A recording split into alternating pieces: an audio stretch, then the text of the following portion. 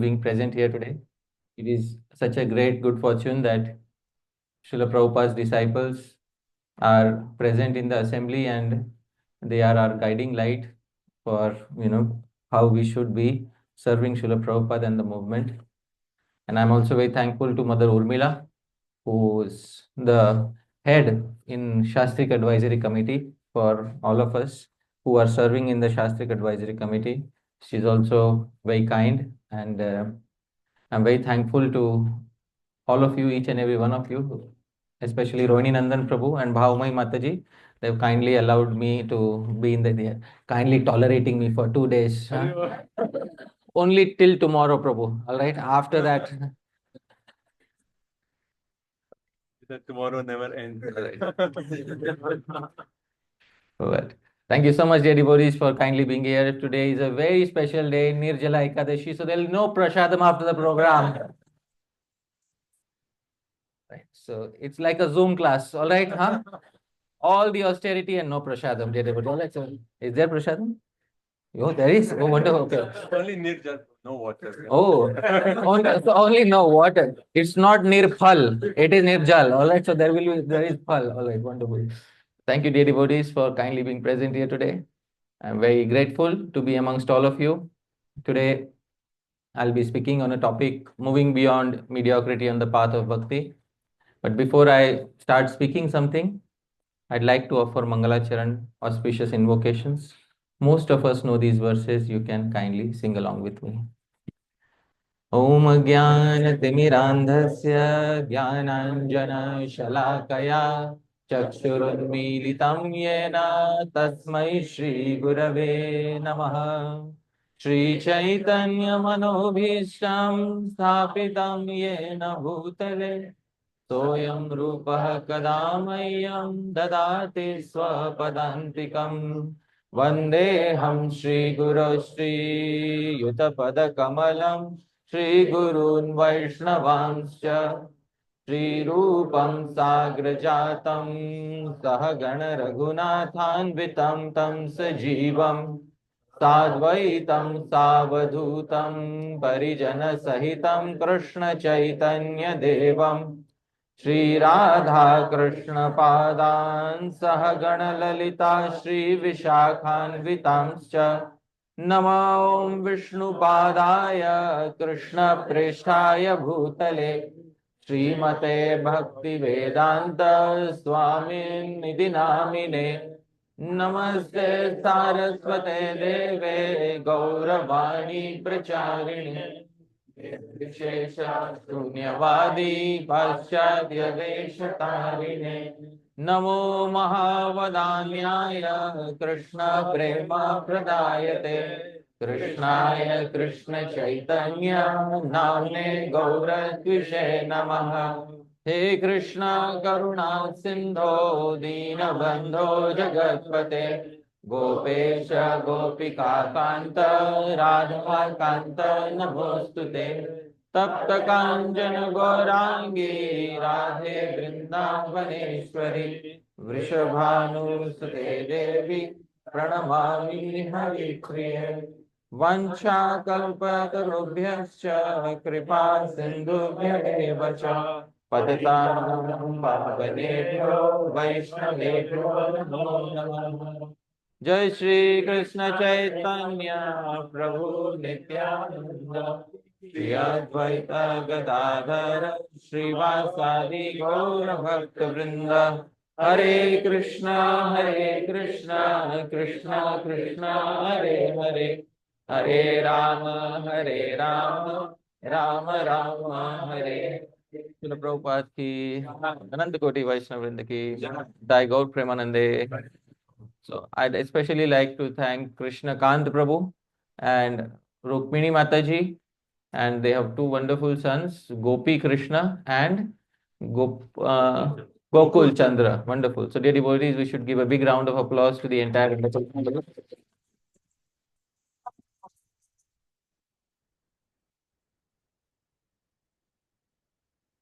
So Sri Jiva Goswami says in the Gopal Champu that grihasthas who open the doors of their homes for organizing programs or events are comparable to the roses of Sri Vrindavan. Because you can find roses anywhere in the world, but there's something special about the roses in Vrindavan. And can anybody tell me what is special about the roses in Vrindavan? Fragrance. The roses in Vrindavan are very fragrant. So Sri Jiva Goswami says that these roses are so fragrant that bumblebees who ordinarily have no plans of staying in Vrindavan, they get attracted by that fragrance and then they end up permanently staying in Vrindavan. So I am like that bumblebee. I was traveling here and there, and Krishna Kant Prabhu opened the door of his home, and there was still some nice fragrance of prasadam coming. Although so I ended up coming here. So thank you, Krishna Kant Prabhu. Thank you, Rukmini Mataji, for kindly opening the wonderful doors of your home. Now griham ityahur grihini griham uchyate. A home is not beautiful unless there is a Vaishnavi to decorate the home. This home has the presence of a wonderful Vaishnavi in the form of Rukmini Mataji. Thank you so much, Mataji. The difference between a home, the difference between four walls and a proper home is the presence of the lady of the home. Because dear devotees, without the lady of the home, there are four walls, but it cannot be called a home. So this is a home, wonderful home. You can see, dear devotees, there are paintings everywhere, so much decoration everywhere. I'm sure Mataji's thought process is behind most of the beauty in the home. But thank you so much, Mataji, for making this home beautiful. And thank you so much, Krishna Kant Prabhu, for kindly opening the doors of your home. Dear devotees, today I'd like to speak on this topic of moving beyond mediocrity on the path of bhakti. Often we are practicing the path of Krishna bhakti, and on the path of Krishna bhakti, it seems very nice to begin the path, and the initial enthusiasm that we have on the path is what drives us initially in the first few years. And dear devotees, after a few years, then something starts happening. All right. We all know what starts happening, dear devotees. After a few years we come face to face with what is called as anartha nivritti. And anartha nivritti is dealing with the negativities that are present in our heart. And when we are faced with the anarthas that are present in our heart, it is at that point of time we realize that progress is not going to be as rapid, as fast, as swift as I had initially imagined. Sri Vishwanath Chakravarti Thakur says, a new devotee is like that student who has just enrolled in a new class. He has fresh notebooks and he writes his names on the notebooks properly and he dreams at night, this year I'll be the topper of the class. How many of you have had that experience? Every new year, this last year I could not study because there were so many problems. This year I will definitely study. Then a few days pass and then it all goes back to how it was last year. So this is what happens to most of us on the path. Of course, it is expected. I'll begin with a statement by His Divine Grace, Abhay Charanaravindra Bhaktivedanta Swami Srila Prabhupada. Srila Prabhupada says something in his Perfect Questions, Perfect Answers, chapter number 8. Prabhu, you have a loud enough voice. I remember your voice is good. And we also have amplification. Now at least your voice will be good, Prabhu. Please read what Srila Prabhupada says in Perfect Questions, Perfect Answers, chapter number 8. To get knowledge is the first item for anyone who is hoping to find the perfection of his life. Therefore, I advise you to read our books daily as far as possible and try to understand the subject matter from different angles of vision by discussing it frequently with the devotees at the New York temple. In this way, you will gradually become convinced, and by your sincere attitude and devotional service, you will make progress. All right. Dear devotees, Srila Prabhupada says to get knowledge is the first item for anyone who is hoping to find perfection of life. In the Bhagavad Gita, Bhagavan says there are three people who will certainly fall on the path of progress. This is 4th chapter, 40th verse, where Bhagavan says, Agyascha ashraddadhanascha samshayatma vinashyati. And Bhagavan says, Agya. And some of us may be knowing the meaning of Agya. What is the meaning of Agya? Ignorant, a person who does not understand the instructions of Guru and Shastra, is the first one who is vinashyati. Vinashyati means they fall from the path. Therefore, Srila Prabhupada says it is very important for all of us to have proper knowledge of devotional service. Dear devotees, nobody becomes a good judge, high court judge, if they do not study the literature properly. Nobody becomes a good doctor if they do not study the literature properly. How many of us would like to get treated by a doctor who did not study his syllabus properly? No, very few of us would like to trust ourselves in the hands of such a doctor. So, how many of us would like to trust ourselves in the hands of a devotee who does not know the process properly? Oh, nobody. Acha, and how many of us would like to personally study and know the process properly? Oh, wonderful. Huh? So it is so easy to say, I also said, it's I want to study the process and know it properly. But it is so difficult because Prabhupada says you have to understand the subject matters from not from one angle, but from various angles of vision. And it is only when we understand the subject matter from various angles of vision do we develop broadness of vision, do we understand that the entire Guru Parampara is trying to tell us how to progress on this path, and gradually we will make progress, and that is how genuine progress is made. Dear devotees, the same thing is specified by Srila Rupa Goswami when he specifies the standard sequence of progress in the Bhakti Rasamrita Sindhu. Many of us might be knowing of these verses. I'll sing these verses, kindly repeat after me. आदौ श्रद्धा ततः साधु संगोऽथ भजन क्रिया ततो north निवृत्तिः स्यात् ततो निष्ठा रुचिस्ततः तथा सक्तिस्तथो भाव ततः प्रेमाभ्युदञ्चति. This is the standard sequence of progress for most individuals. Srila Rupa Goswami is going to say that this is the sequence through which most individuals will go through on their path of bhakti.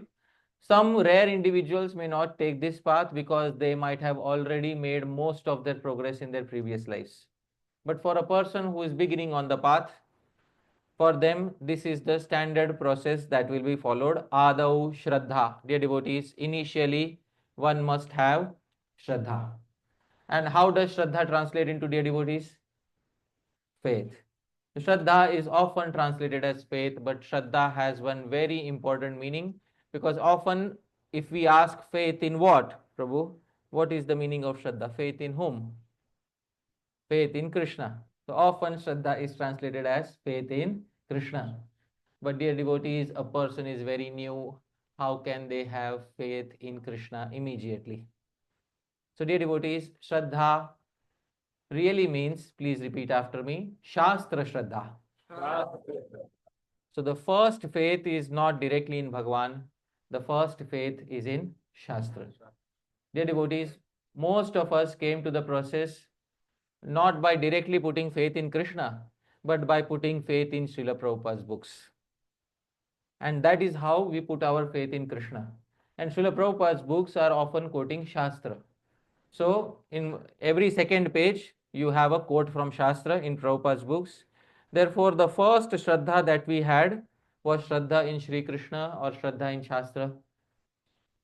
Shastra. And only after having Shraddha in Shastra did we develop Shraddha in Shri Krishna.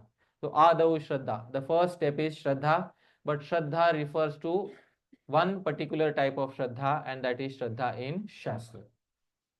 Then Tataha Sadhu Sangaha. Then comes association of sadhus. And these sadhus are the ones who teach us how to actually advance on the path of bhakti. Many times we think sadhu sangha just means casual association. I came to the temple on a Sunday and I just casually said, Hare Krishna Prabhu, how are you? Are you okay? Huh? I came back home, I had sadhu sangha, dear devotees. Huh? So dear devotees, casual sadhu sangha is not being indicated here. A very deep, affectionate, like-minded sadhu sangha is what is indicated in the second step. And then the sadhu tells us how to actually progress on the path of bhakti, and that is called as bhajan kriya. Bhajan kriya is that specific tailor-made path that the sadhu has given for us. Because we can give a general path to each and everyone, but all of us also are facing different situations, different difficulties in our day-to-day life. Therefore, we need a sadhu who can actually chalk out a plan for our specific life, for the specific challenges that we are facing in our life. Srila Bhakti Siddhanta Saraswati Thakur Prabhupada used to say that most people who speak from a platform, like I'm speaking from a platform today, are not able to give benefit to an individual for a long duration of time. For real benefit, a person has to privately approach a sadhu and get a tailor-made solution. Most general lectures are unable to solve the specific problems of individuals. Generic lectures are like giving paracetamol to all the patients who are there. Whatever problem you have, give a paracetamol. That's all. Painkiller for everybody. And we all feel nice when the talk is going on. After we go home, we say it was a nice talk. What was it about? It was a nice talk. And what else? And then next day, we are back to suffering from the daily problems that we are having. So, dear devotees, I understand this. I am speaking here as a platform speaker, but I do understand that the previous acharyas were not referring to platform speaking when they said bhajan kriya. They were referring to getting a customized solution, a path of bhajan from a sadhu whom we are associating with very affectionately. Only that will ensure anartha nivriti. What is the meaning of anartha nivriti, dear devotees? Getting rid of negatives in our heart. Many times we are not able to get rid of negatives because we did not perform the previous step properly. You can easily advance to the next step if you perform the previous step properly. That is the rule here. If you have proper shraddha, you will automatically get good sadhu sangha. Proper sadhu sangha will lead to proper bhajan kriya, and proper bhajan kriya will lead to anartha nivriti, removal of negativities from the heart, and proper anartha nivriti will give us nishtha. Nishtha is fixed faith on the path, and genuine taste will soon come in the form of ruchi. And after ruchi comes the first genuine attachment towards Bhagavan Shri Krishna. And that first genuine attachment towards Bhagavan Shri Krishna has a name. What is the name, dear devotees? Asakti. Asakti is for the first time the devotee feels that Shri Krishna is mine. Often we say, dear devotees, often we say Krishna is mine. If we were to be asked a question, is Krishna belonging, do you feel that Krishna is yours? Many of us will say, yeah, Krishna is mine. But dear devotees, it is another thing to genuinely feel that Shri Krishna is mine, to have that feeling of belongingness to Shri Krishna, which comes only on the stage of Asakti. This Asakti gradually starts boiling over and turns into full-fledged Thai Bhav. And Bhav finally turns into the final attainment for the devotee, and that is Prema. This is the natural sequence of progress that every devotee should have. Many individuals get stuck on on some of the first few stages. Some get stuck on Shraddha, the devotees. Adau Shraddha. Many individuals don't have Shraddha, and Shraddha is faith in what, dear devotees? Shastra. They cannot put faith in Shastra. Swalpa punya vatam rajan vishwaso naiva jayate. Because they do not carry merit from previous lives, therefore they do not have that requisite Shraddha, that they can put faith in Shastra. Dear devotees, the first step is Shraddha. Sri Jiva Goswami explains, I am explaining directly in the words of Sri Jiva Goswami what is Shraddha.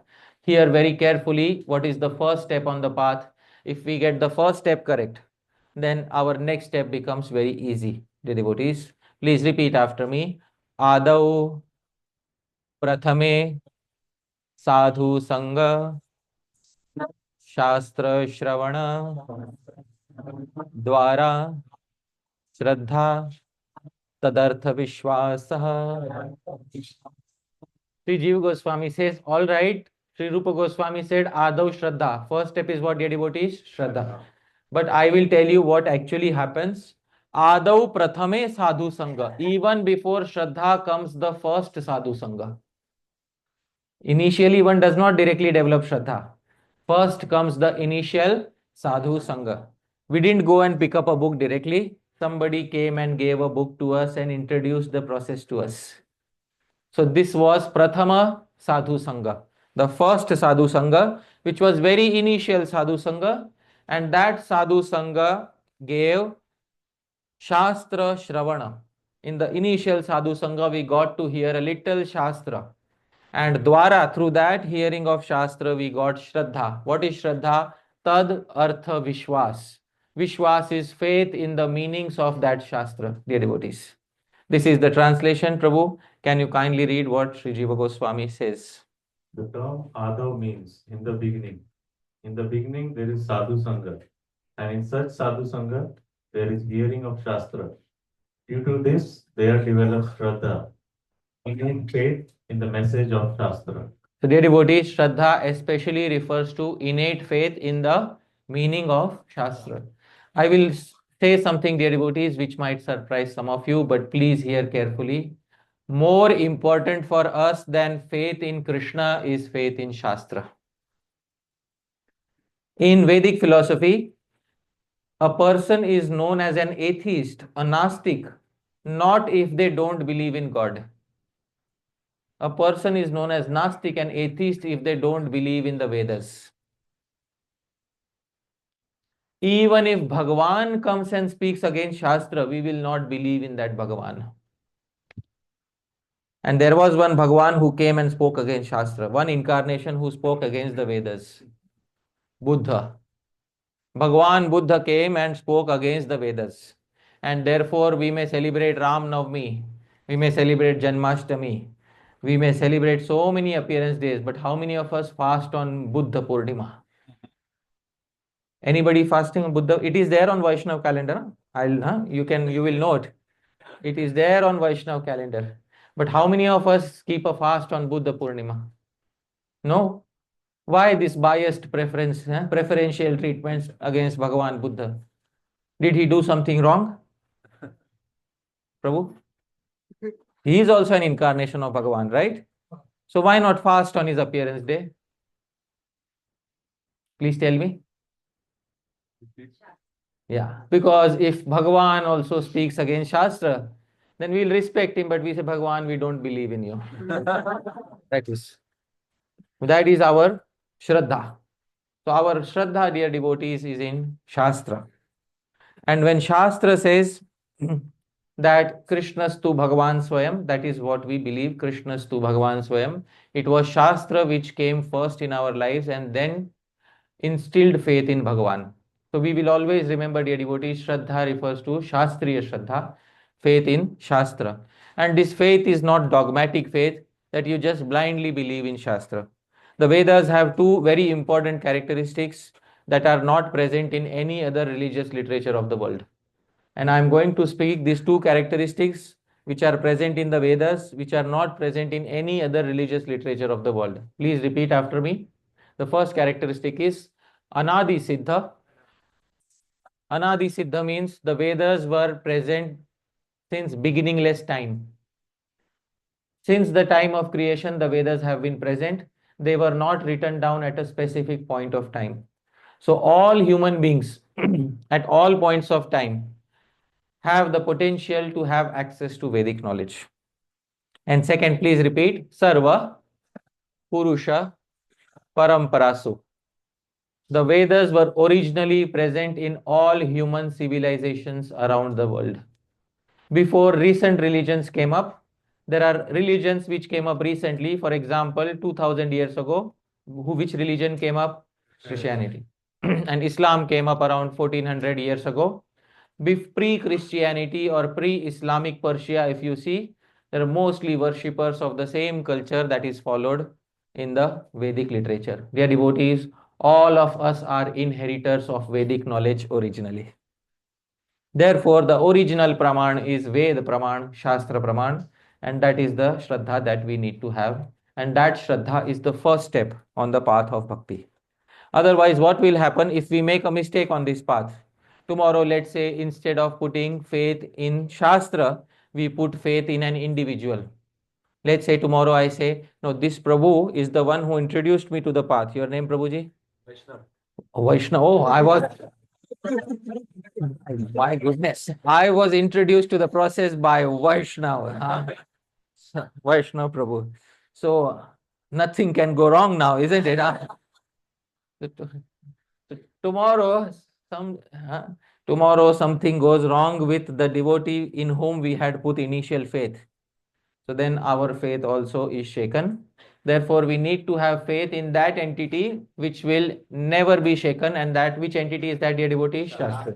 So original Shraddha is Shastra Shraddha. It stays despite all ups and downs that other people are having in their devotional life. So let's get this first step very correct. Shastra Shraddha. Dear devotees, of course, Srila Prabhupada is also going to speak on similar lines. It's not only Sri Jiva Goswami. We also need to have a praman from Srila Prabhupada. Let's see what Srila Prabhupada says about the value of quoting Shastra in a lecture on Srimad Bhagavatam. On 22nd February 1971, Srila Prabhupada said something. Prabhu, kindly read what Srila Prabhupada says. Sometimes we argue. Sometimes somebody has said like this. Some Mahatma says like this. That is not very valued argument. Valued argument is when you quote from the Vedic literature. That is valuable. Ved Praman, Shruti Praman. The Shruti Praman is accepted among the authorities. Just like Chaitanya Mahaprabhu, all the acharyas, they write comments on any authoritative book, immediately giving quotations from Vedas to support his comments. Otherwise, a personal comment has no meaning. All right, dear devotees, very important point. Srila Prabhupada says, sometimes we argue somewhere, Prabhu, you are doing this. Who told you? I heard in that lecture from that Prabhu. I hope you're able to understand. Huh? Sometimes we say, some Mahatma has said like this. Some Prabhuji, I heard in that lecture by this Prabhu. He said, therefore I am following. Prabhupada said, that is not a very valued argument, is it? Valued argument is when you are quoting one praman. Which praman, dear devotees? Shastra. Ved praman. Vedah pramanam. The four Vedas, the Puranas, etc. are known as praman. Dear devotees, this Shruti praman, Veda praman is accepted amongst all the authorities. You take any literature of the Goswamis, take Sri Bhakti Rasamrit Sindhu.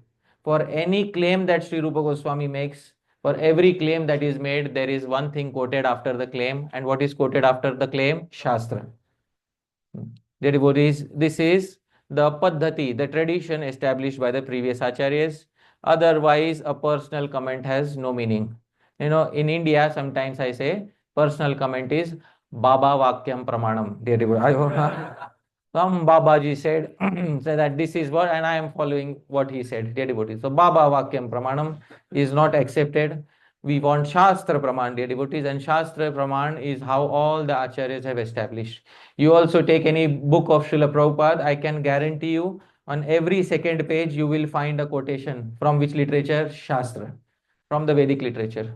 And therefore it is very important that Shastra should be quoted as Pramana. One time, I remember my dear Shiksha Guru, Sri Srimad Gaur Govind Maharaj, a particular disciple of him had approached him and said, Maharaj, I have written a new book. So Maharaj said, all right, wonderful.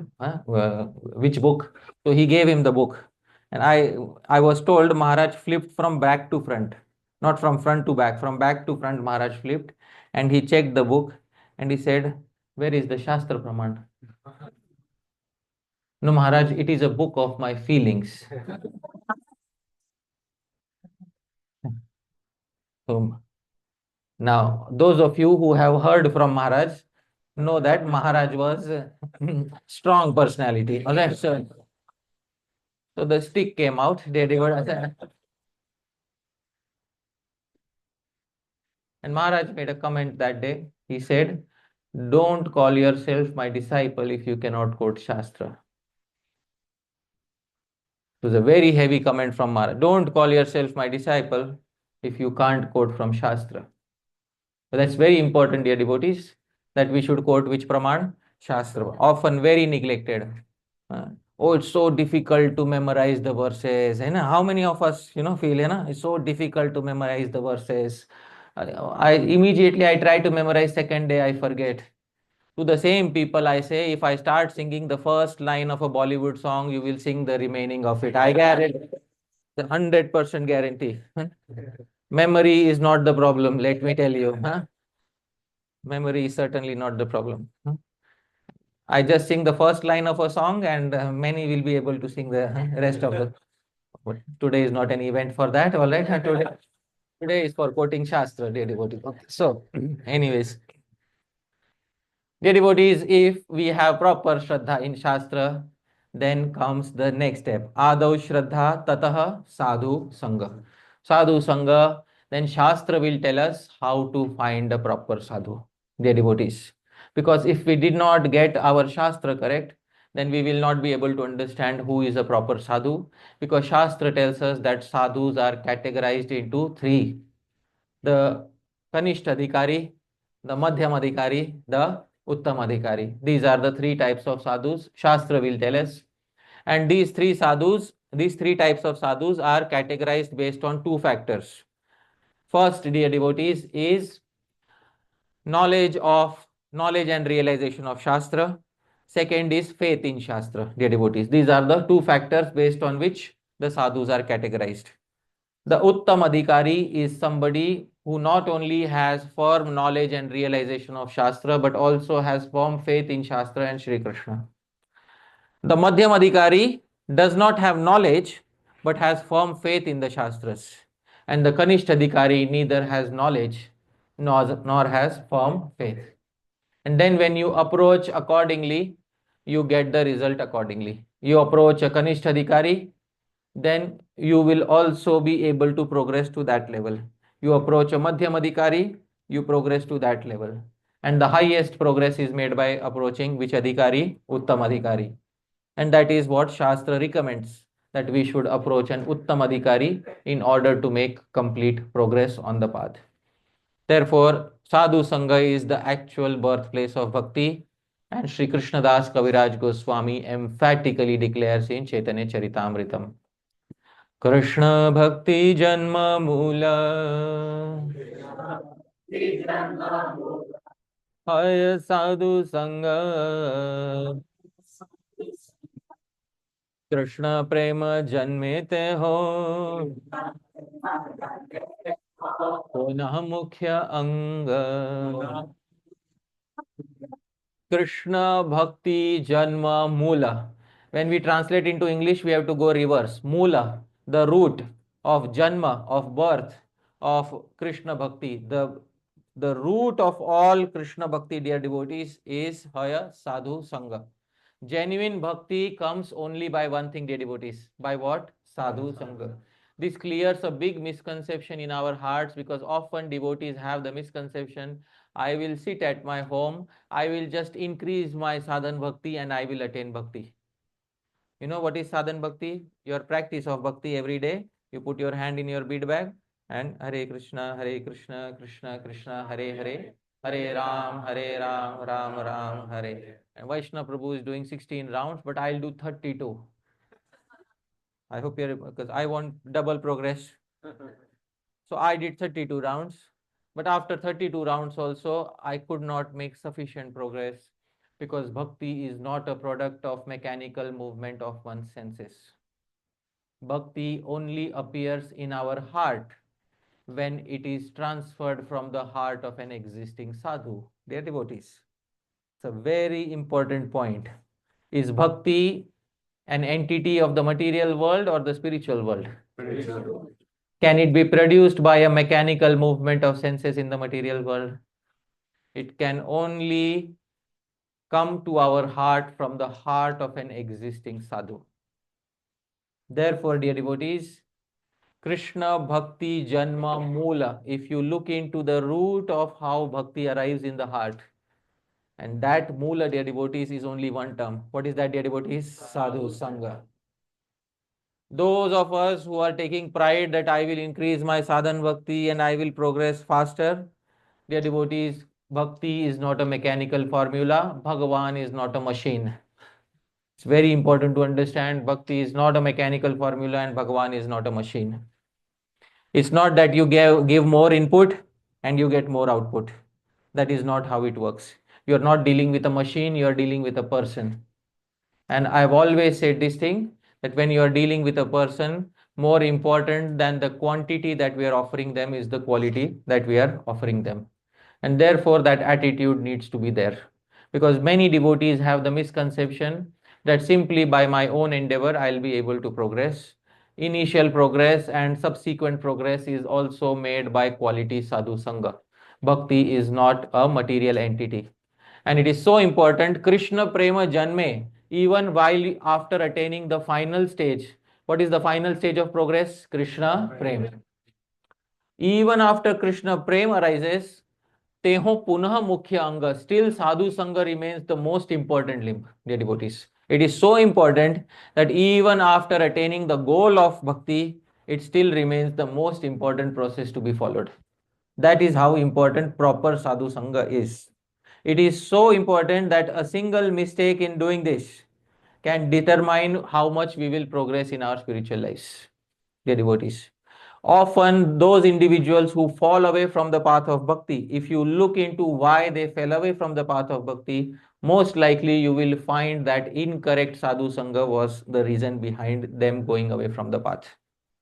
Because they could not attain proper sadhu sangha and therefore they could not sustain themselves on the path. Here is the translation, Prabhu. Kindly read loudly. The root cause of devotional service to Lord Krishna is association with advanced devotees.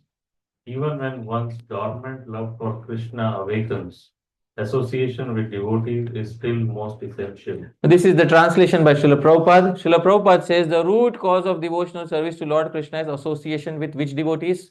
Advanced devotees. I did not add the term. It is Srila Prabhupada who wrote the term there. Kanishta Adhikari, Madhyam Adhikari or Uttam Adhikari? Uttam Adhikari. That is the person whom we need to associate with. So that is the person who is firmly fixed in one thing, firmly fixed in Bhagwan Shri Krishna, firmly fixed in Shastra, and firmly fixed in understanding the entire process. The person who knows the process left, right, and center. The person who has seen the process and who has experienced the advanced stages. Only a person who has $100 can give you $100. It is very important to understand this thing. A person who only has $10 and you're expecting $100 from him, then your expectation is incorrect, dear devotees. We should have approached a person who has $100. All right, so this is such an important limb. If performed incorrectly, then it may lead to consequences which we did not expect in our spiritual life. Then sometimes devotees become disappointed, sometimes become sarcastic. It doesn't work. The grapes are sour. Nobody attains Krishna Prem. It is all false. I have not seen anyone in my life. All it is very lofty. It doesn't work. Why? Because it did not work for me. I hope you are able to understand. So that is, all these reasons are there in their heart. They may not express clearly, but those reasons may be there in their heart. It was so difficult. 1 in a million attains. All these things, all the excuses come out. When there is failure. All right, dear devotees, it reminds me of a very famous incident that happened in the United States. I think Nixon was the president at that point of time, and there was some radioactive nuclear leak in a certain factory, and it became national news. And then President Nixon came and examined. He went into the details of the entire working of who was at fault, who was not at fault. And when he came out and the press interviewed him, and press asked him who is to blame. So he made a statement which is there recorded in history. He said, failure is an orphan with no father. Failure is an orphan with no father. And success is the child who has many fathers. He quoted a term there which I'll not quote here, all right, because a person who has many fathers, there is a slang for it. So success is a child with many fathers and failure is an orphan who has no father. And dear devotees, this is also what happens when we often are faced with failures. What he wanted to say is, because the project failed, everybody was blaming each other. No? So failure, each other, each other. So everyone was blaming each other. So, failure has nobody to take responsibility. But success, everybody will take responsibility. Right? So that is very important. Tomorrow, Vaishnav Prabhu becomes successful and goes back home, back to Godhead. Huh? We pray that happens. All right. See, everybody said Hari Bol, isn't it? Success has many people to claim credit. Huh?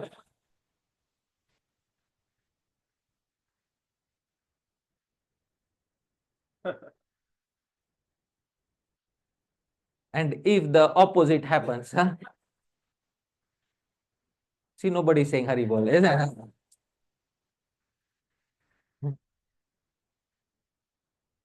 So all the excuses come out when we are faced with failure. And dear devotees, therefore, it is our personal responsibility to select our sadhu sangha very carefully. And Srila Prabhupada writes in the purport to Nectar of Instruction, 5th verse, therefore a devotee should be very careful to select an Uttam Adhikari as the person who one is taking their guidance from.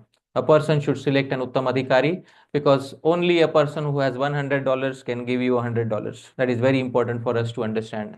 Dear devotees, this proper association of sadhus also means that just because we got an Uttam Adhikari, now we found a person who is Uttam Adhikari, so just by staying besides him, I will attain. It is not like that, dear devotees. There is a method of associating with the sadhus. And how do you associate with the sadhus? Sri Rupa Goswami says in the Bhakti Rasamrit Sindhu. Please repeat after me. Sajati ashaye snigdhe साधु संगः स्वतो वरे. Sadhu should be sajatiya ashay. Sajatiya ashay means the sadhu should have very similar inclinations as you are having. That is called sajatiya ashay. Ashay is desire of heart, and sajatiya is similar desire of heart. So the sadhu should also be aiming for Krishna bhakti. All right. The sadhu should also be aiming to serve under Sri Chaitanya Mahaprabhu. The sadhu should also be ideally a follower of the 6 Goswamis. That is what you call Sajatiya Ashay Sadhu. And not only should the sadhu be Sajatiya, the sadhu should also be Snigdha. Dear devotees, does anybody know what is the meaning of Snigdha? Very affectionate towards us. And this means that we need to have an informal relationship with the sadhu. In a formal relationship, can you have snigdha? No. It is not possible to have snigdhata, affectionate relationship, if we are having a very formal relationship. Many times people find a sadhu and they're very afraid, oh Maharaj. Like sometimes you see people like this, Maharaj, you are so great and we are so fallen. So that is the only reciprocation that they are able to have. Dear devotees, imagine the Maharaj, what is he going to say to such people? They are already afraid of him, they are staying at a distance. The sadhu also knows these people cannot approach me with an informal nature. Dear devotees, therefore, when we approach a sadhu, we should approach a sadhu with respect, but we should also approach a sadhu in a way that our dealings are informal with the sadhus. Shri Guru Karuna Sindhu Adhama Janara Bandhu. Bandhu means he is a very dear friend. He is a very close relative. And therefore, we should feel that the sadhu is our very close friend, a very close relative. And if we are not able to feel like that, then we should definitely have one such sadhu in our life, Shiksha Guru or Diksha Guru, with whom we are having this particular relationship. Otherwise, if all the relationships that we have in our life are very formal relationships, then with Bhagavan, what sort of relationship are we expecting? Which relationship do we want to have with Bhagavan? Formal or informal? Or do we want to have a formal, oh Bhagavan, you are very great and I am very, I am very small. Do we wish to have that formal relationship, or do we wish to have a informal relationship in Goloka Vrindavan? Which relationship did you? Informal. The temple is named ISKCON Goloka Dham. New Goloka, the devotees. New Goloka relationship should be formal or informal? Informal. So in Goloka Vrindavan, the relationships are informal. We have created a replica here. Here too, we should try to emulate. It is a practice ground for emulating all the varieties of relationships that are present in the original Goloka Vrindavan. So dear devotees, informal relationships with the sadhu. Sadhu sangha swato vare. Make sure the sadhu is more advanced than yourself. Alright, make sure that your association is with a sadhu who is more advanced. Prabhu, kindly read the translation. Bhakti Rasamrita Sindhu. One should stay in the association of the sadhu, who is Sajatiya Ashay, similar disposition and aspirations, who is Snigdha, immensely affection towards us, and informal in dealing, and who is Sato Vare, greater in advancement than oneself. Alright, dear devotees, our relationship with the sadhu should be so informal. We should be able to go to the sadhu and express our heart and tell them our genuine problems that we are facing on the path of bhakti. We cannot do that in front of an audience. The devotees, let's say there is a new devotee, and a new devotee is still trying to give up some bad habits. For example, they had the habit of smoking. They're still trying to give up. Can they confess that in front of everybody in a class? Can they confess that in front of a sadhu if they have formal relationship with the sadhu? So they will only be able to speak that if they have an informal, affectionate relationship with the sadhu. Otherwise, it is not possible, dear devotees. Then those problems remain within the heart. And because those problems remain within the heart, therefore, we are not able to have proper sadhu sangha. And because we are not able to have proper sadhu sangha, the next step doesn't begin. What is the next step, dear devotees? Bhajan Kriya. And because bhajan kriya doesn't happen properly, therefore the next step doesn't happen properly. What is the next step? Anartha Nivritti. Doesn't happen properly. Therefore, dear devotees, it's very important to have this sort of sadhu sangha. At least one such sadhu is needed in your life. That sadhu may not be a very popular figure. Popular sadhus can also be pure. And those sadhus who are not popular can also be pure. Don't always look for the most popular ones. Look also for those who are performing their bhajan quietly. And I often say this thing, don't judge a sadhu by how he or she is when they are in front of the camera. I hope you are able to understand. Because often a person is different when the camera is switched off. Right now the camera is switched off, everyone is looking at me. All right. Now I will not even yawn in front of you. This is how I will be because the camera is switched on. The moment the camera is switched on, I am at my home, I'll raise my hands. Hare Krishna. This is what I will do when I am at home, dear devotees. All right. So, dear devotees, a sadhu is not simply somebody when the camera is switched on. A sadhu is somebody whom you know when the camera is switched off. And that is the level of informal relationships that we need to have with the sadhu. Otherwise, the only impression of the sadhu that we have is when the camera was switched on. And we did not get to see the character of the sadhu. We did not know the proper character of the sadhu. We did not have informal relationships with them. Therefore, we could not have proper bhajan kriya. And often we become starry-eyed by seeing the glamour of the whatever is presented on the camera, dear devotees.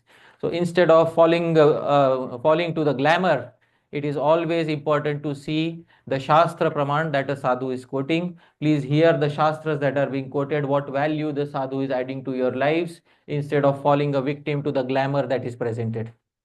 All right, because often more important than the glamour that is presented is the message that is being presented. The message is often lost behind the glamour. When Srila Prabhupada came to the West, he did not bring glamour along with him. I hope you are able to understand. Srila Prabhupada did not always have the best of kurta and dhoti, and Prabhupada may not have had the most silk dhoti with him all the time, dear devotees. All right. Prabhupada often initially only had maybe 2 or 3 pieces of cloth with him, 2 or 3 sets of cloth. but the most important thing that he had with him was the message that he was presenting. And dear devotees, that is the most important thing a sadhu has to give. And often many individuals make a mistake because they mistake glamour for genuine sadhu sangha. And it is my responsibility to speak this from the stage, because often much of the glamour is presented from this particular seat. I hope you are able to understand. So it is my responsibility to speak from this seat, that often a lot of the glamour is mistaken as genuine content. But what is genuine is what is given in the Shastra. A sadhu is somebody who speaks from the Shastra. Between sadhu, guru, and Shastra, three limbs, there is one limb that is most important. Which limb is most important, dear devotee? Shastra. Sadhu is sadhu because sadhu is following Shastra. Guru is guru because guru is following Shastra. Shastra doesn't need a certificate from sadhu or guru. Sadhu and guru need a certificate from Shastra. That is the tattva that we need to understand. And unless a sadhu or guru is presenting Shastra, dear devotees, till that point of time, we may have our reservations towards accepting them. We respect everybody. Nobody should be disrespected. Krishneti yasya giritam manasa adriyata. Even a person who is chanting Krishna Nam once should be respected in the mind. But serious instruction should only be taken from a person whose character is according to Shastra, the devotees, who not only knows Shastra, but who's also trying to live a life according to Shastra.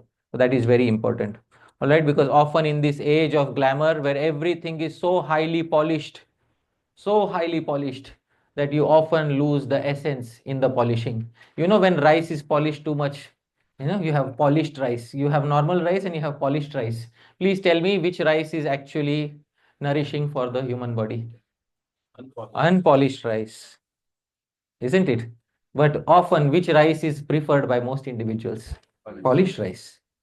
Same with sadhu sangha, dear devotees. Okay, I don't need to say much. All right, it's very important that the sadhu may be polished or unpolished, but the shastra needs to be there.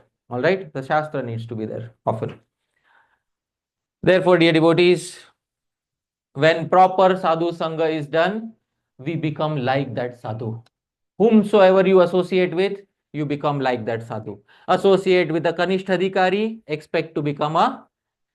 Associate with the Madhyamadhikari, expect to become a Madhyam. Associate with an Uttamadhikari, expect to become an Uttamadhikari. Sri Rupa Goswami says, Yasya yat sangatihi pumso manivat syat satadgunah swakulardhyai tato dhima swayuthaneva samshraye. Originally, this statement was made by Hiranyakashipu to Prahlad Maharaj. Right? It was a negative statement because Prahlad Maharaj was not associating with the family members of Hiranyakashipu. Prahlad Maharaj was associating with those devotees of Vishnu, So Hiranyakashipu told him, Yasya yat sangatihi pumso, Prahlad, whomsoever a person associates with, manivat syat satad guna. A person's heart is like a crystal. In Hindi we say sphatik. You know what is sphatik? Clear crystal. So if you put a clear crystal on red cloth, the crystal appears what in color? Red. Manivat syat satad guna. So Prahlad, your heart is like a crystal, and whomsoever you associate with, you will become like that. So I'm warning you, Prahlad. Swa kula ridhyai. Don't you want to increase the prestige of your kula, your family? Tato dhiman. If you're intelligent, swa yuthan eva samshre. Take shelter only in demoniac family.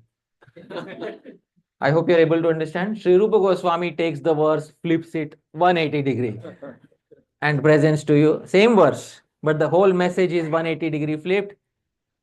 If you want to advance on the path of bhakti, associate with sadhus who are Uttamadhikari, take shelter in like-minded groups, and only then will you be able to progress on the path. Sri Jiva Goswami says in the commentary, original statement is by Hiranyakashipu to Prahlad Maharaj. But see the expertise of the Acharya. He is able to take that exact statement and turn it into wonderful instruction for all of us. So just as Hiranyakashipu told his son, Sri Rupa Goswami is also telling us the message remains the same. The implications are completely different, dear devotees. Here is the translation of the verse. Prabhu, kindly read. Just as a transparent crystal takes on the colors of objects in close proximity, similarly, the close association that a person keeps determines their qualities. Thus, the intelligent should take shelter only in one's like-minded group for the sake of bringing auspiciousness to that group. Dear devotees, Sri Rupa Goswami has said many times, find your like-minded groups. We are a society with millions of devotees. Now, can you become friends with millions of people simultaneously? Although you have a society with millions of devotees, you cannot become friends with millions of people. Therefore, the acharyas recommend something. Panchabhihi sahastatavyam gantavyam panchabhihi saha. Panchabhihi saha vaktavyam na dukkham panchabhihi saha. Panchabhihi sahastatavyam. Stay with at least how many people? Five. Have five good friends. Dear devotees, how many of us in our devotional life have five devotee friends to whom we can go and say anything? And we have faith that they will maintain confidentiality. Please raise your hand. Be honest. How many have five such friends? See, very few have five. How many have four? Those who have said five, don't raise your hands. All right. How many have three such friends? All right. There are few who have three such friends. How many have two such friends? Dear devotees. And how many have at least one such friend? That friend is your sadhu sangha. And if you don't have even one such friend, something needs to be checked. All right, dear devotee. Could not find even one such friend, something needs to be checked. Do we have the proper attitude in approaching friends, dear devotees? So, at least how many friends should be there? At least one. At least one person should be there whom we call a confidant on this path, with whom we can confide anything and everything. They may not be such a popular person, but they are our friend, dear devotees. And that friend is needed on this path. And that sadhu is needed. It is best if such a friend is also a very advanced sadhu. That is the best thing, dear devotees. Because then such a friend shows you, hey, this is what is given in Shastra, isn't it? You should follow this. The devotees, such a sadhu is needed. Take shelter in such like-minded friends for bringing auspiciousness to yourself. Otherwise, I have 5,000 friends on Facebook. I'll tell you one. Huh? Even Facebook is saying friend limit exceeded. But are they really friends? Some of them have added me as friend so that they can find a fault in whatever I write, dear devotees. Isn't it? Huh? There's one photograph, one image I saw on Facebook. That one Facebook friend who pops up only to disagree with you, isn't it? Huh? So, dear devotees, on Facebook they call it friend. Friend is not the correct term. We are being fooled. They are nothing but contacts, dear devotees. What are they? Contacts. On the phone is more realistic about it. Phone has five. Do we have 5,000 friends on the phone or 5,000 contacts? And on Facebook also we have 5,000 contacts, but to give us a sweet illusion, they renamed contacts into what? Friends. And I think I have 5,000 friends on, so I am popular. Who will tell the fool that you don't have 5,000 friends? It will be your good fortune if you have how many friends? 5 genuine friends. So this is very important. Take shelter in like-minded groups. We are a society with millions of Vaishnavas. Find like-minded groups, because you may not be like-minded with everyone. All right, dear devotees. Therefore, dear devotees, it's very important to understand that only when good fortune arises, at that point of time, a person is able to have this particular type of sadhu sangha.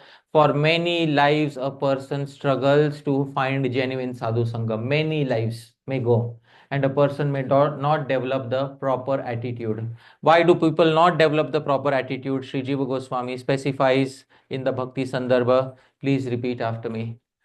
Yavat papaistu malinam hridayam tavadevahi न शास्त्रे सत्य बुद्धि स्यात् सद्बुद्धि सद्गुरौ तथा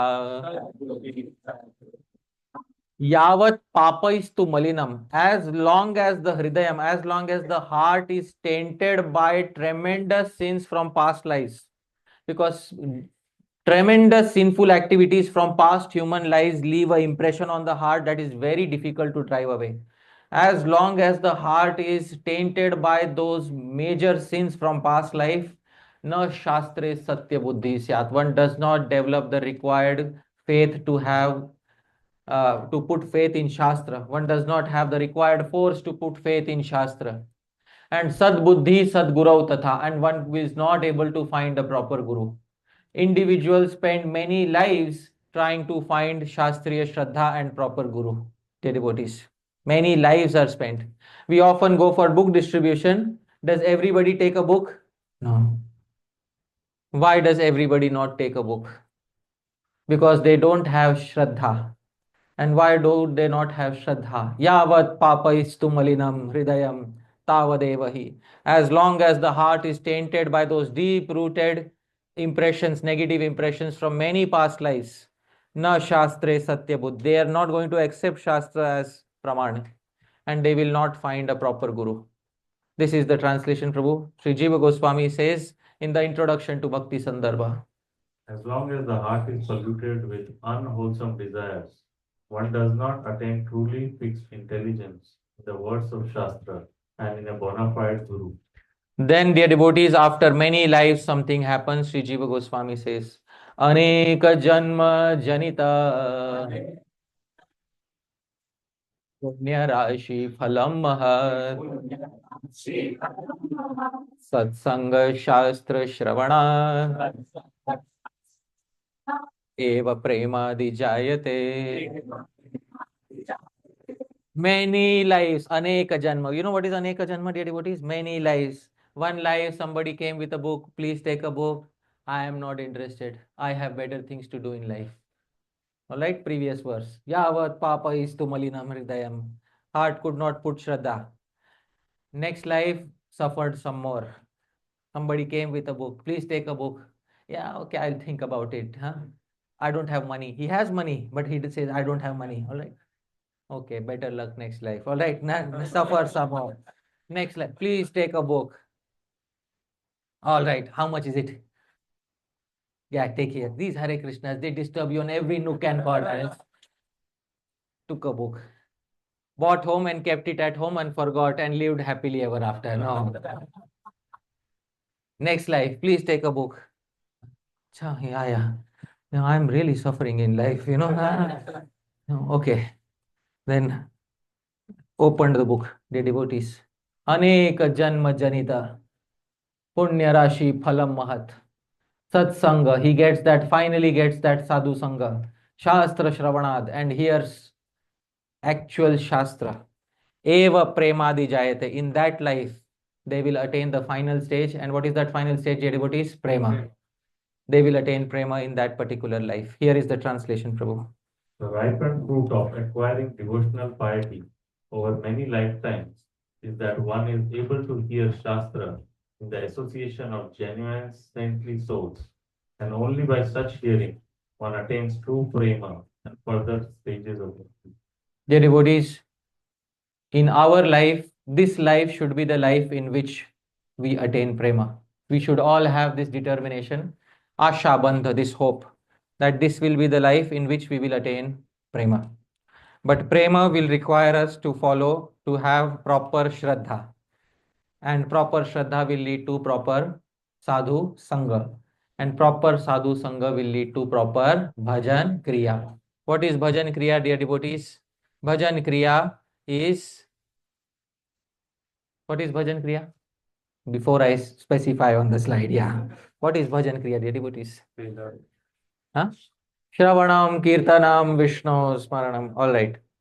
One time I asked in India what is bhajan. So they said taking a harmonium and singing is bhajan. So that is not bhajan, dear devotees. Bhajan refers to any activity of bhakti is known as bhajan. Alright, what is ordinarily known outside in the world as bhakti, in Gaudiya Vaishnava circles, it is called as bhajan. Bhajan kriya, dear devotees, is when you have proper sadhu sangha. Dear devotees, Sri Jiva Goswami says, please repeat after me. Tataha Prathamanantaram Dvitiyah sadhu sango Bhajan riti Shiksha Nibandhanah Tataha Pratham Anantaram. You had first sadhu sangha when you got introduced. Anantaram, after that comes Dvitiya Sadhu Sangha. Now is the second serious Sadhu Sangha. And in this Sadhu Sangha, the test is you will get something. Bhajana Riti Shiksha Nibandhanaha. Bhajana Riti Shiksha. You should be told from beginning to end how to perform your bhajan. How will you finally attain prema? Nibandhana, the sadhu will give you a bandhan. Bandhan means a fixed vow. You will follow this path to attain prema. And he will tell you from the beginning till the end. He will not leave you high and dry in between. All right? He will tell you till the end what you have to follow, and that is bhajana, riti, shiksha, nibandhana. Dear devotees, that is second sadhu sangha. That is very quality sadhu sangha. Many individuals mistake that I will simply read the books and make progress. Dear devotees, who will solve the doubts while we are reading books? Who will solve the doubts? You need doubt solving is a live process. You need a sadhu to solve your doubts at any point of time, and each and every one of us has a different set of doubts, and newer doubts keep arising from time to time. Dear devotees, nowadays we have artificial intelligence. All right, a question may be asked, how good is artificial intelligence to be used in service of Shri Krishna? And all sadhus will not give the same answer, isn't it? You need a sadhu who will give you an answer from which, from where? Shastra. So an answer from Shastra is needed, dear devotees. And therefore, you need to find a sadhu from whom you can get your doubts clarified, and who can give you bhajan riti, who can tell you the exact path of bhajan. Here is the translation. Prabhu, kindly read. After the initial sadhu sangha, the second sadhu sangha leads to bhajan kriya, which is nothing but getting acquainted with a fixed methodology of performing activities of bhakti. And dear devotees, this sadhu sangha leads to bhajan kriya, and bhajan kriya, dear devotees, is defined by Sri Rupa Goswami. Now let us understand what is bhajan kriya, what is sadhan bhakti, dear devotees. Sri Rupa Goswami is going to define in Bhakti Rasamrita Sindhu. Please repeat after me. Kriti sadhya bhavet sadhya bhava sadhana bhidha. Sa sadhana bhida. She is known as sadhan bhakti. She is known as bhakti in practice when two conditions are there. Please repeat after me. Kriti sadhya. Kriti means senses. You execute that bhakti using your senses. Dear devotees, how many of you are using your senses to execute bhakti? Please raise your hands. Right, wonderful. Kriti sadhya. You fulfilled the first condition. Second, please repeat. Sadhya bhava. And this process should help you attain the final stage of bhava and prem. Only then can you call it sadhan bhakti. Very important point. If your movement of the senses doesn't help you attain bhav and prem, then you are not actually performing which bhakti? Sadhan bhakti. If your movement of the senses is only helping you get till anartha nivritti, you are not really performing which bhakti? Sadhan bhakti. Sadhan bhakti's most important characteristic is not kriti sadhya, is not that it is executed with the senses. The most important characteristic is sadhya bhava. It will finally help you attain the stage of bhava bhakti, prema bhakti. That is genuine sadhan bhakti. Otherwise, many are thinking just every morning moving the physical senses is sadhan bhakti. Sadhan bhakti is sadhya bhava. It should help you attain the stage of bhava. Otherwise, you truly cannot call it sadhan bhakti. It is at best sadhan abhas. I hope you are able to understand what is sadhan abhas, a semblance of true sadhan. It is not truly sadhan if it doesn't help us achieve the stages of bhava and prema. And dear devotees, many devotees have, I'm coming to the final few slides, please pay close attention. Many devotees have many misconceptions about sadhan bhakti because they do not take guidance from a proper sadhu. Sri Rupa Goswami says, therefore, Uttama bhakti advancement becomes very rare for them. And Sri Rupa Goswami quotes a verse specifying the mistakes made by many sadhakas which prevent them from progressing on the path. Dear devotees, here is what Sri Rupa Goswami says. Please repeat after me. Sadhanau ghairana sangai alabhya suchiradapi harina chashvadeyeti vidhasa syat sudurlabha. Sri Rupa Goswami says many people get sadhu sangha, they start bhajan kriya, they start their sadhan bhakti, but still the goal prema remains very far away from them. Decades and decades are gone, but they do not come near the final goal. What is the reason?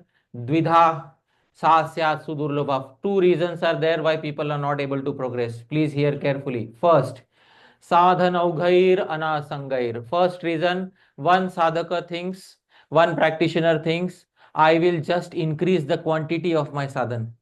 I told you, Vaishnava Prabhu chants how many rounds? I should chant how many rounds? 32. Simply, I will increase my quantity because double quantity means I will get faster success. Sadhana ughair, you perform a big heap of sadhan. Anasangair, but there is no genuine attachment. Big heap of sadhan bhakti without genuine attachment. Alabhya, suchiradapi. Spend long decades also you will not attain. Written promise by Sri Rupa Goswami. Spend long decades and you will not attain if you don't have genuine attachment, even if you increase your sadhan by any number of times. All right, it is said that um, uh, even if a person chants the Hare Krishna Mahamantra, or if he chants Hari Nam for their entire lifetimes, Bahu Janma Kari Yadi Shravana Kirtan, Tabu Tana Paye Krishna Pade Premadhan. It is chanted, I think, every morning before the aparats are chanted in many places.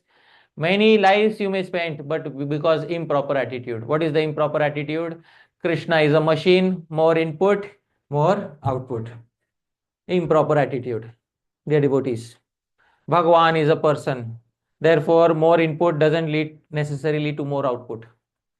Dear devotees, it is very important to understand sadhan aughair, big heap of sadhan, anasangair, without genuine attachment, alabhya, you will not attain. This is the first reason.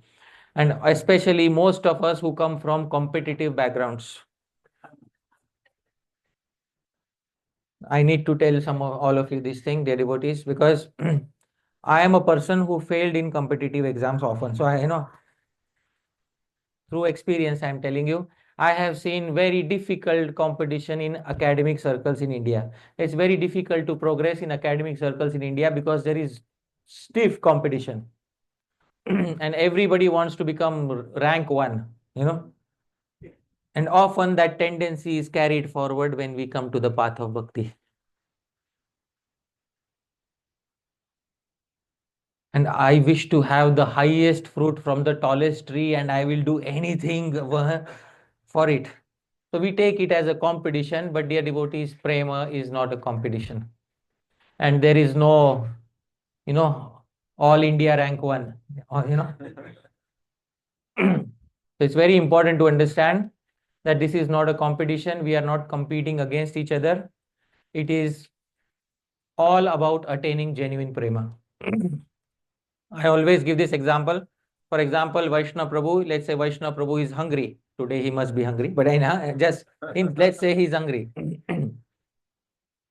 And Vaishnava Prabhu is hungry. If Vaishnava Prabhu is hungry, he has two friends. One is me, one is Aditya Narayan Prabhu. So he says to both of us, I am hungry, please get me something. So I tell Vaishnava Prabhu, Prabhu, I have 2 truckloads of popcorn for you. That is okay? Yeah, popcorn. Oh, on Dwadashi. Okay. It's Parana time. And Vaishnava Prabhu says, I'm very hungry. What is for Parna? So I said, Prabhu, 2 truckloads of popcorn. And Aditya Narayan Prabhu comes and says, I have one very small plate, but it has rotis, it has paneer butter masala, it has hello, yeah, good meditations on Nirjala Ekadasi. All right, yeah, good. ठीक है. It has halwa, pulao, nice pulao, biryani. So, Prabhu, what are you going to accept? What? Why? I got you 2 truckloads of popcorn. See this person,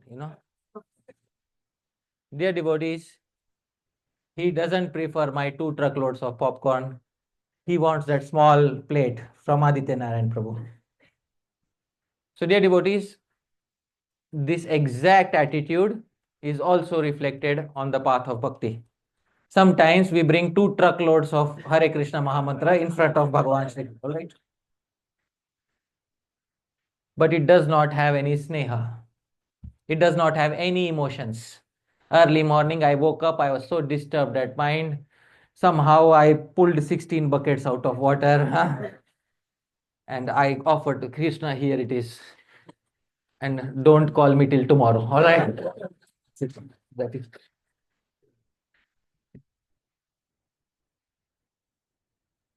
This is what many of us are presenting to Bhagavan every morning. So, sadhano ghairana sangair. Rupa Goswami, Shri Rupa Goswami is saying, sadhano gair, big heap of sadhan bhakti. Ana sangair, there is no genuineness. There is no genuine attachment. Alabhya, won't attain. Suchiradapi, for long decades you may practice, you will not attain. Second reason why bhakti is very difficult to perfect. Harina cha ashu adeya iti. Even if we practice with genuine attachment, Bhagavan doesn't want to give prema so easily. Vaishnav, sorry Prabhu, I'm putting you on the spot here today. Okay. See, he's a gentle soul. Please come tomorrow also and sit here.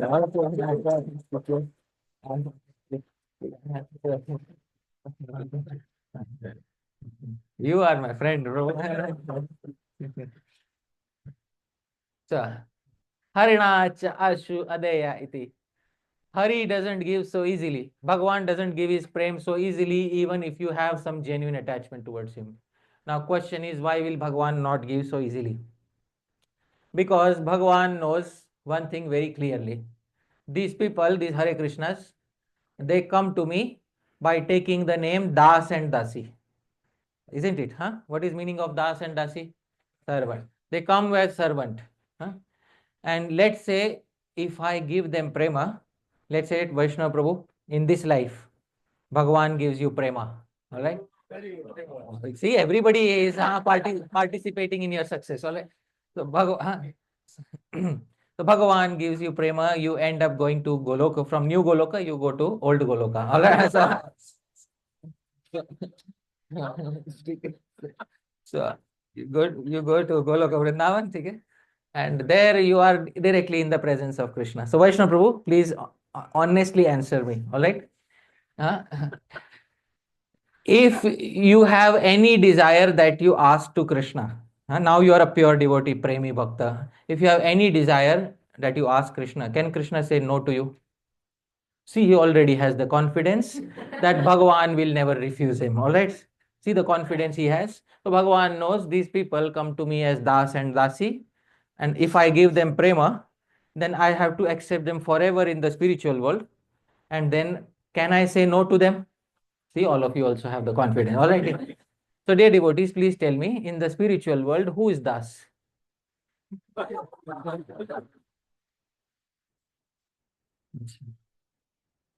So, this was the plan all along, isn't it? Huh?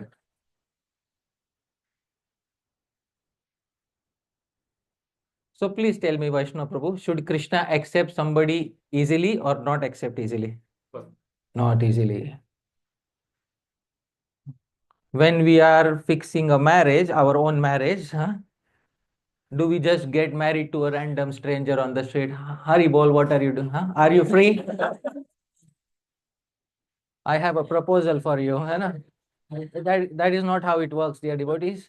Many things are checked: which family, how much you are earning, will you be able to support me, do you cook nicely, are your parents cooperative, है so many things are checked. Imagine Bhagwan has to accept you forever. So should Bhagwan give easily or should he not give easily? So Harina cha ashu adeya iti. Bhagwan doesn't give easily, even if you come with genuine attachment. For this reason, Dvidha, two reasons. Sa syat sudurlabha. Bhakti is very difficult to perfect. This is the translation. Prabhu, kindly read. Some bhakti is rare for two reasons. When someone performs immense quantity of sadhana without genuine attachment, one certainly doesn't attain Uttama Bhakti, even after prolonged time. This is first reason. Second reason. Even if one performs sadhana with genuine attachment, Hari doesn't bestow Uttama Bhakti so easily upon the sadhaka. All right, dear devotees. I often say in Hindi, all right, first thing you have to have this genuine attachment. This genuine attachment you will only have when you come in contact with a devotee who has that genuine attachment, and under their guidance you practice. Dear devotees, by your own mechanical movement of senses, you may go to till a certain distance, but after that you will feel the great lack of that sadhu sangha, which is finally needed to give that attachment in the heart. And even with attachment, is Bhagwan going to make it easy, or is Bhagwan going to make you wait? Wait. And I often say in Hindi, those of you understand in Hindi, I will tell you, I'll also translate in English. थोड़ा झगड़ के लेना पड़ेगा. All right. What does it mean in English? Yeah, it will be a fight. Some sort. The exact translation is not there. It will be a sort of a struggle with Bhagwan. You'll have to struggle with Bhagwan to get it. थोड़ा झगड़ के लेना पड़ेगा, ऐसे नहीं मिलेगा.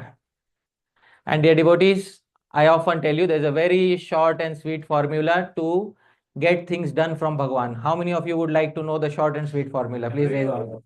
Okay. Dear devotees, I'll tell you this formula. It works in day-to-day life, so it must work with Bhagwan. All right. Bhagwan is the ultimate Purush, dear devotees. What is the meaning of Purush?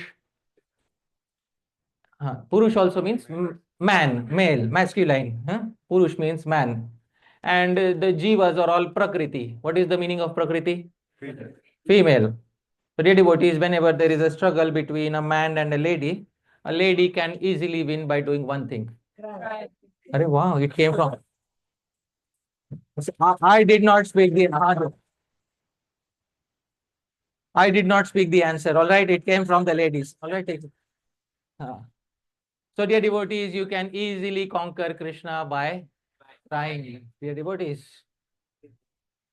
So, that is the secret of how you should win in arguments, because logic goes till a certain point. After logic comes crying, and once there is crying, all the logic goes out of the window. And Bhagwan has to agree with what the devotee is saying. All right, dear devotees. So, this is how genuine progress is made. You cry for Bhagwan. When you are genuinely crying for Bhagwan, Bhagwan will definitely send such a person in our lives who will give us that required guidance, which will make us move beyond mediocrity on the path of bhakti. Mediocrity is to accept one's own guidance. Mediocrity is to trust one's own judgment. Mediocrity is to believe that I will be able to do it on my own. Sincerity is to understand that Krishna bhakti is gained from an existing Krishna bhakta, and that only sadhu sangha, genuine sadhu sangha, is the remedy that all of us are looking for. In the presence of the genuine sadhu, one can become a genuine sadhu themselves. Dear devotees, therefore, it is very important that we should have the proper attitude on this path. I will end with a quote from Srila Prabhupada. Srila Prabhupada says, and all of us can repeat, please repeat after me: advancement in Krishna consciousness depends on the attitude of the follower. Srila Prabhupada could have written anything here. Advancement depends on the mass quantity of sadhan done by the follower. Nah. Yeah, 2 truckloads. So Vaishnava Prabhu, remember. Okay. Advancement in Krishna consciousness depends on the attitude of the follower.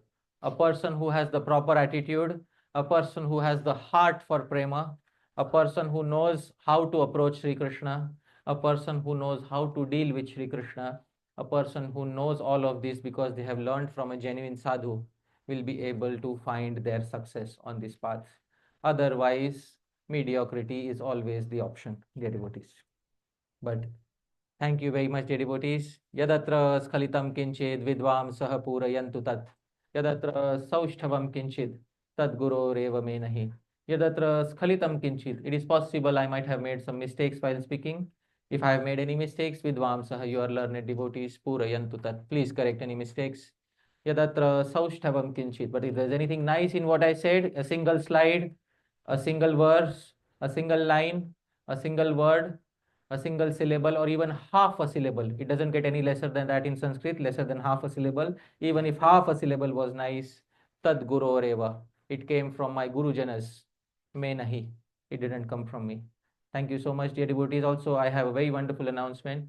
In our International Society for Krishna Consciousness, there's a great need for finding advancement for devotees who are practicing since a certain number of years. Therefore, I'm very happy to hear that it is of great happiness for all of us that there are many disciples of Srila Prabhupada who have taken upon themselves the service of helping devotees in their progress on the path.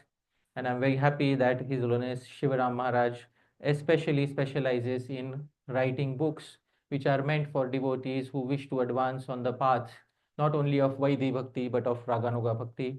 Most of his literatures that I have seen are for helping the devotees who are practicing the path since a certain amount of time to advance further on their path of bhakti. I'm so happy that his dedicated servants are here today. They have many of his books. You can see the books. Here are the books. Huh? Oh, the box, yeah. So the covers are here. Huh? The book, a book should not be judged by the cover. But dear devotees, one thing I will tell you, huh? The covers are very beautiful. The books inside are even more, dear devotees. Huh? So very beautiful covers and very beautiful books. So there are many books of Maharaj are here today. The devotees, those of you who have an interest in exploring such topics, you can kindly have a look. Prabhu's names, Anand Chaitanya Prabhu and Smara Hari Prabhu. Both devotees here are present here. So after the talk, there will be prasad. No, there is no prasad. Sorry, I forgot. After the talk, there is prasadam. Yeah, there is prasadam. Can we eat without being noticed by anyone that we ate? It's a big society. I would like to pretend that I followed Nirjala Ekadashi. Okay.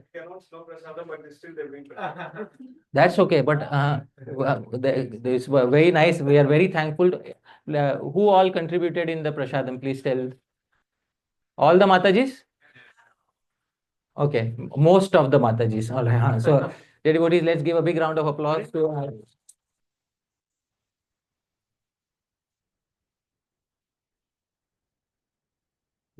Whenever my wife asks me, "Can you cook?" I said, "Yeah, on Nirjala Ekadashi." But that is who I am. But many sincere thanks to all the Matajis for kindly having brought so much wonderful prasadam today. I'm so thankful to each and every one of you for kindly having come here today. We do have time for Q&A. Yes, all right. So we have time for Q&A. Yes, Mataji, yours is the first query. Please, the mic is coming to amplify your voice. Thank you so much for coming and giving the genuine advanced Sadhu you rightly said that His Holiness Shivaram Swami Maharaj books help us to practice Raganuga Bhakti. In the book of Kathamrit, Maharaj is, after the chapter ends, Maharaj gives a reference that these are the chapters from Ujjvala Nilamani or Govind Nilamani or Krishna book. But Maharaj sometimes also says that these are the Lok Vacha, the stories told by the Raj Bhaktis. And you also said that the personal statement has no meaning. So should not be quote the stories told by the Raj Bhaktis. All right, wonderful. So The question by Mataji is as follows. Often in the books of Maharaj, there is, he quotes Shastra many times, such as he is quoting Bhakti Rasamrit Sindhu, Ujjwal Nilmani, etc. Sometimes he is quoting some tradition from Vraja, some traditional pastimes from Vraja.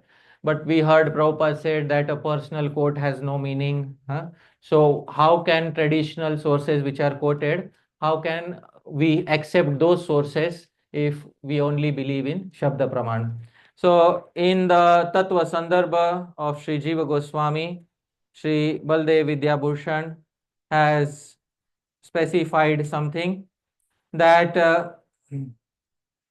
there are many pramanas that are accepted, and the many pramanas that are accepted, one of the pramana that is accepted, dear devotees, please repeat after me, Aitihya. What is Aitihya, dear devotees? Here I will specify, I will zoom into it so that we can, please repeat, Parampara Prasiddham Aitihyam.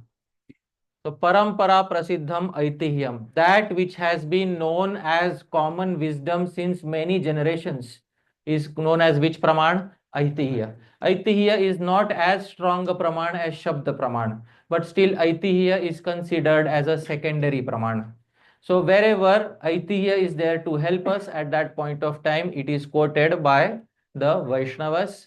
Even Sri Jiva Goswami, Sri Rupa Goswami, Sri Chaitanya Mahaprabhu used to quote Aitihya. For example, you may go to a village, and in the village there may be a river, and in the river you may want to cross that river, but there is no boat, and then you may ask a villager, can you cross the river?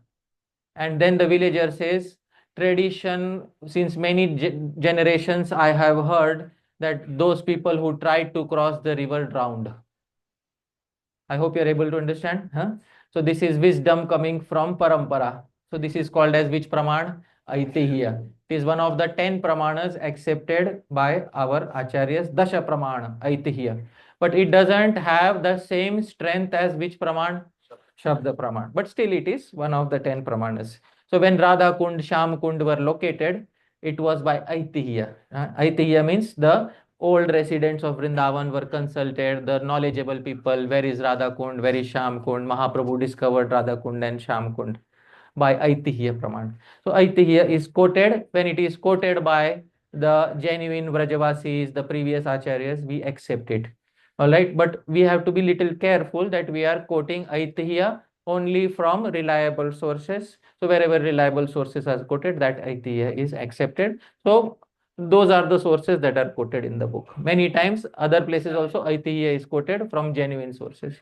So that is how Aitihya is to be understood. I hope that clarifies. Okay. One more question.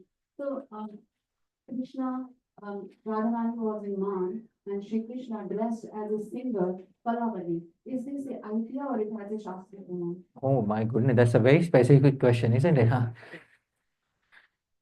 That is most likely Aitihya, Mataji. It is most likely Aitihya. Sri Vishwanath Chakravarti Thakur and the Srimad Bhagavatam also says that one should also remember pastimes of Krishna which are Aitihya. Huh? To speak nothing without giving a praman. So I will give a praman which will specify how one should remember pastimes which are coming from Aitihya. All right. So this is Srimad Bhagavatam. I will quote. Those of you who can see, if you cannot see, I will magnify temporarily so that you can see. Shrinvan subhadrani rathanga paner janmani karmani chayani loke gitani namani tadarthakani gayan vilajjo vichareda sangha. This is Srimad Bhagavatam 11 to 39. You can see the reference. Those of you who want to note down the reference, please note down the reference. 11.2.39 Srimad Bhagavatam. Shrinvan Subhadrani Rathanga Paner. While hearing the very auspicious pastimes of Rathanga Paner, the Lord who held the wheel in his hand against Bhishma Dev. hearing the pastimes of Shri Krishna. Janmani Karmani, his birth, his pastimes. Cha Yani Loke, which are also popular in Loka. What is the meaning of Loka? Amongst the common people in general, which are popular in Aitihya. Sri Vishwanath Chakravarti Thakur says, Geetani Namani, those songs, those names. Commenting upon this, Sri Vishwanath Chakravarti Thakur says, not only names given in Shastra like Krishna, Govinda, Janardhan, but also names popular in Aitihya such as Kanu, Kanai. All these names are also to be sung, dear devotees. You can see the commentary of Srila Vishwanath Chakravarti Thakur on this particular verse. Loke, whatever are also popular in Loka as Aitihya Praman, are accepted on the strength of this Praman of Srimad Bhagavatam. Gayan Villajjo, without any shame, sing loudly. Vichare the Sangha, roam around the planet happily in this way, dear devotees. This is the Maha Bhagavat devotee who performs Leela in such a way. But in Aitihya, we have to be little careful that not everything is Aitihya. Because today I may make something new and I may call, I heard it from somebody else. All right? It should come from reliable sources. So that check needs to be done. I hope that satisfies your query, Mataji. Thank you so much. Yeah, who had Mataji? Yeah. So, you mentioned that how we should be not giving a truckload of sadhana bhakti to Krishna, right? So, aren't we supposed to like increase our chanting or increase our reading, attaining more sincerity? Wonderful. Aren't we supposed to increase our sadhan bhakti? Then, why did I say truckload? Increased sadhan bhakti, Sri Rupa Goswami says, without genuine attachment. Mataji, there was a condition there. Increased sadhan bhakti without genuine attachment. I will show you something which I showed in a recent presentation. Let me see if I have that presentation with me. In a recent presentation, I showed something. It was about attention and affection towards Sri Harinam. And in the attention section, there was a verse that is quoted. I will show you that particular verse, Mataji. Yeah. This is from Hari Bhakti Vilas, Mataji, about Harinam. Very important verse in Hari Bhakti Vilas about Harinam. Please repeat. Shanai Shanai Suvispashtam Na Drutam Na Vilambitam Na Nyunam Nadhikam Vapi Japam Kuryat Dine Dine Japam Kuryat, perform jap dine dine. What is the meaning of dine dine? But remember something. Shanai Shanai. Chant slowly, slowly. Hare Krishna, Krishna Krishna, Hare Hare. Hare Rama, Rama Rama, Hare Hare. Suvispashtam. What is the meaning of spashtam, dear devotees? Clear pronunciation. Vispashtam, very clear. Suvispashtam, highly clear pronunciation. That is how we should chant. Na drutam, don't be very fast. I hope Krishna will say, this is not my name.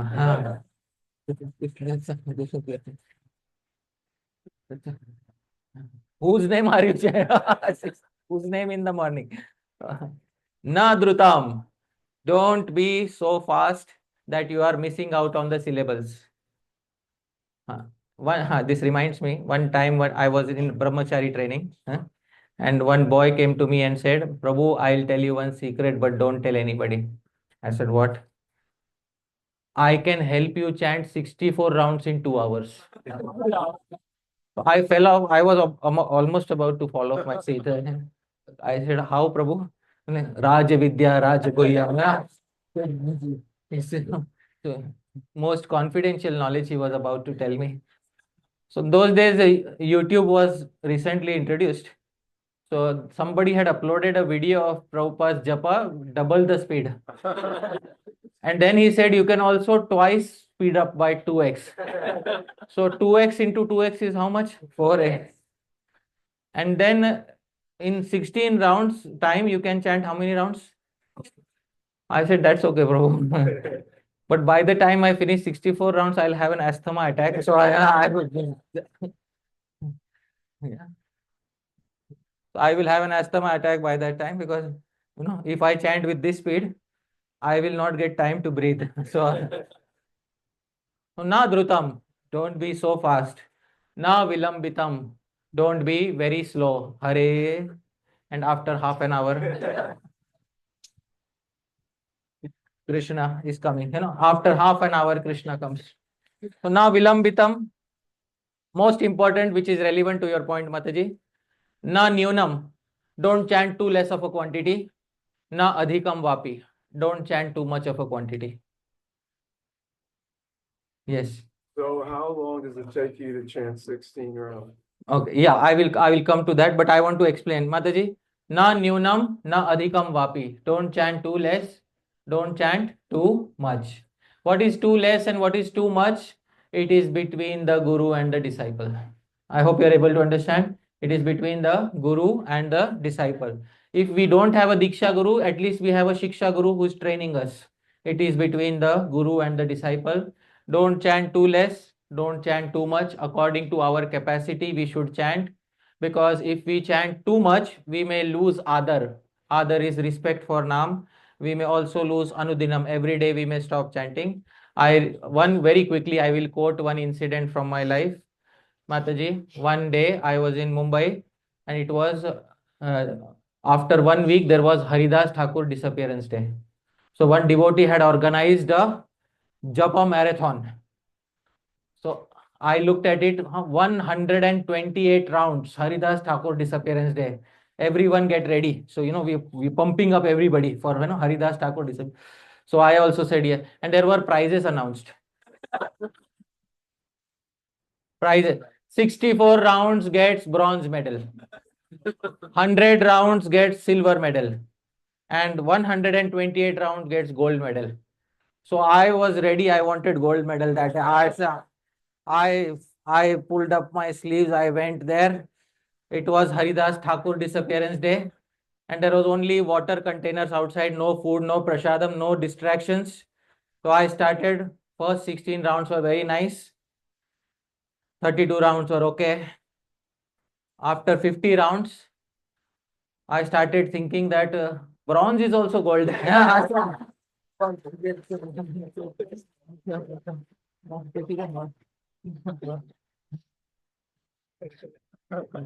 Bronze is also. So after that day, I chanted 64. And boy, oh boy, I came back home. And when I came back home, I went to sleep. Next morning, I woke up. And next morning, you have to chant 16 rounds. So my mind is saying already you have chanted for 4 days.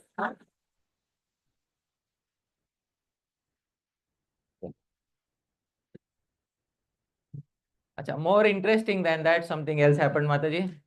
1 week after that event, that devotee who had organized it, he was giving a class. So he was complaining in the class that since that day, I'm not seeing many devotees in the temple early morning. So in my mind, I gave a reply. I didn't have the courage to speak on his face. So in my mind, I gave a reply.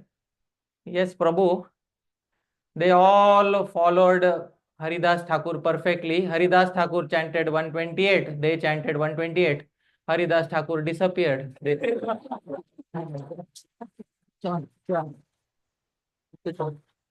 Okay, so that they also disappeared. So na nyunam, na adhikam vapi. Don't chant too less. Don't chant too much. Japam kuryat dine dine. Srila Prabhupada gave that perfect formula. Initiated devotees should chant how many rounds? 6. Let me tell a secret. In the Gaudiya Math, Srila Bhakti Vinod Thakur Mahasaya and Srila Bhakti Siddhanta Saraswati Thakur Prabhupada would also initiate devotees when they would chant how many rounds? 4. Initiation began with 4 rounds. Those who were very busy would be initiated in how many rounds? 4 rounds. Regular devotees who were just having good amount of time would be given initiation on 16 rounds. And full-time residents of the Gaudiya Math would be asked to chant how many rounds? 64 rounds. So all Diksha was not equal there, but nobody was told that you are lesser because you chant 4 rounds. The quality was what mattered. How much affection you are having, how much attention you are having is what mattered. So that is what ultimately matters. The number of rounds should be decided between guru and disciple. A third person should not ideally come in that. So I hope that satisfies your query. Prabhu, should we stop now or do we have more time? Oh yeah, yes, Prabhu. Prabhu, your question was? How much time does it take to chant how many rounds? 16 rounds. I remember there is a famous quote by Srila Bhakti Vinod Thakur Mahashay. I would like to pull out that.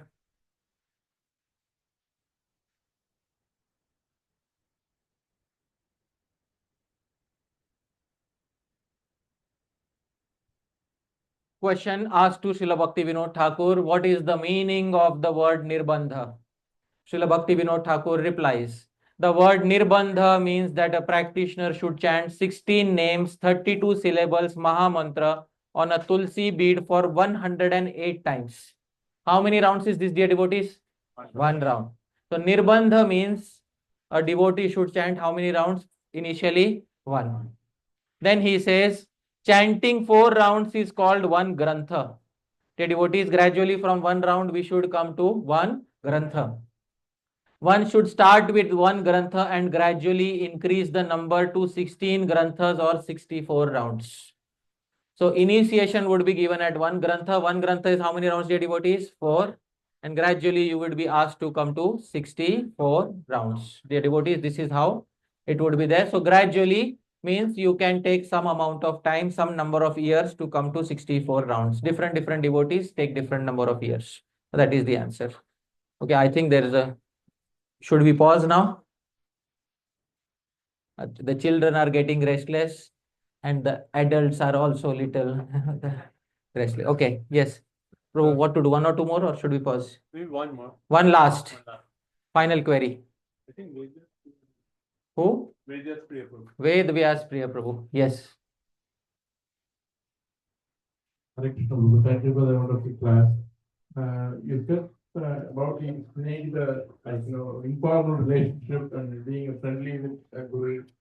But in the Guru Puja, we sing the song like they have to bow down with no feet straight down in reverence. And also in Hari Prabhu's final look, Prabhupada was joking with senior disciples. First time they were laughing. The second time they laughed, Prabhupada stopped them and he said that charity should be maintained. Yeah. So how do we understand like the informal thing and then Yeah.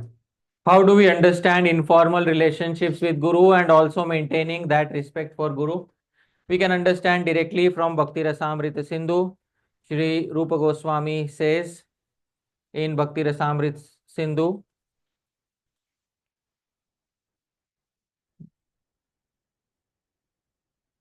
let me pull out the relevant reference. Yeah. Yes. The first 4 limbs of Bhakti, dear devotees, please repeat after me. Guru Padashrayas Tasma Krishna Dikshadi Shikshanam Vishrambhena Guru Seva Sadhu Vartmanu Vartanam. First step, Guru Padashrayas, take shelter of a Guru. Tataha Tasmat Krishna Diksha Adi Shikshanam. Guru should not only give you Diksha, but you should also most importantly have a Guru who gives you Shiksha. Because without Shiksha, there is no meaning to the process. Shiksha is the most important part of the process. Krishna Diksha Adi Shikshanam. Shikshanam is most important. Sri Rupa Goswami says. And with such a Guru, Vishrambhena Guroha Seva. Vishrambhena, Sri Jiva Goswami and other commentators have explained Vishrambha means Vishwas. With confidence, one should render service to Guru. Which means that when the Guru is in an informal mood, one should have the requisite mood to deal in an informal way with the Guru. When the Guru is in a more formal and strict mood, one should also have that respect for the Guru. So, according to the mood of the Guru, one should also be able to adjust oneself. If one remains always formal with the Guru, one will never be able to get closer to the heart of the Guru. Therefore, Vishrambhena, there should be very informal dealings from time to time. But doesn't mean that Guru is only my friend. He is also my Prabhu. He is also my master. But he is also a friend. Exactly like the relationship that Sugriv had with Sri Ram. Sugriv was a friend, but Sugriv knew that he is my master. So this is the level of relationship that one should have with one's Guru. There should be informality. Vishrambha is the exact word given by Sri Rupa Goswami. All right. So thank you so much. I hope that satisfies your query. Srila Prabhupada allowed one time Vishrambha, then reminded the disciples Vishrambha is not, you also need to have some Brahma, some respect from time to time. All right. So both need to be there, but Vishrambha especially should be there. Informal relationship should especially be there if you want to get genuine instructions from the Guru, from the heart of the Guru. All right. Thank you very much. Srila Prabhupada ki Hare Krishna.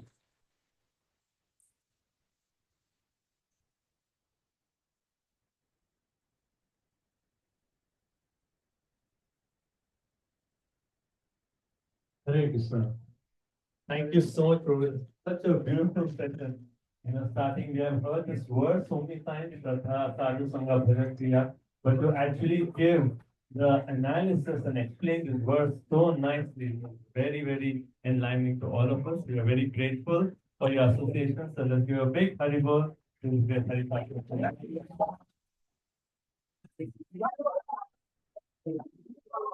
This great Hari Parshad Prabhu ki Srila Prabhupada ki. So before we stand, a few quick announcements. Tomorrow morning, as we have been talking, and Prabhu is Prabhu is very hungry. So tomorrow morning we are going to breakfast. So the program starts at 9 a.m. Start. Prabhu will be giving the class. That's Swarna Gori Mataji's house. But the breakfast will start before the program. So 7:30. So 7:30 a.m. onwards there will be breakfast. So please come early and then have breakfast. At 9 a.m. the class starts, and then at 9 a.m. starts, then breakfast serving is stopped. So we want to make sure that everyone is 100% attentive for the class. So please come early, have breakfast, and be ready at 9 a.m. to observe us. Prabhu, you don't need to tell them to come early. Now they will certainly come early. Very good. Yeah, wonderful, brother. Dear devotees, first is Prashadam, then is program. All right, dear devotees. So you all know what to do. All right, dear devotees. What time does Prashad begin? 7:30 a.m. 7:30 a.m. Okay. And 9 o'clock is Yeah. start. So sharp 9 a.m. the class starts. All right. Thank you very And much. then evening class starts at 6 p.m. And so please do join us. Raj Prabhu and Ramya Mati's house at Kukwai. Anyway, we don't see you tomorrow. Sunday is our Paniyati festival in the temple. So please do come. It's a big festival. It's a very unique festival. Once a year, everyone comes and we prepare this beautiful offering for the pleasure of Sri Radha Golokananda. Many of you are already painting pots, but if you are, and in addition to that, you can also prepare some bhoga, sweet, savory, or you can actually prepare the flat rice preparations at home and bring, and we will offer it in the temple. So we request everyone to come by 2 p.m. on Sunday. 4 o'clock the program starts, but we need a lot of help for the Paniyati festival. So come 2 p.m. or earlier. So thank you so much. Many times we end with this, Prabhu, if it is okay with you, that we just ask everyone if you can just turn to a neighbor for 2 minutes, share a point that you really appreciate in the class, that we'll remember those points and also we'll think about, okay, what did we hear and what am I taking home? So can we do that for 2 minutes? Okay, Prabhu. Yeah. So 2 minutes, everyone just find a partner and just share what was the point that you really appreciated. Prabhu's class was filled with so many points, but please share. Everyone find a neighbor, 2 or 3 of you, very quickly, 2 minutes.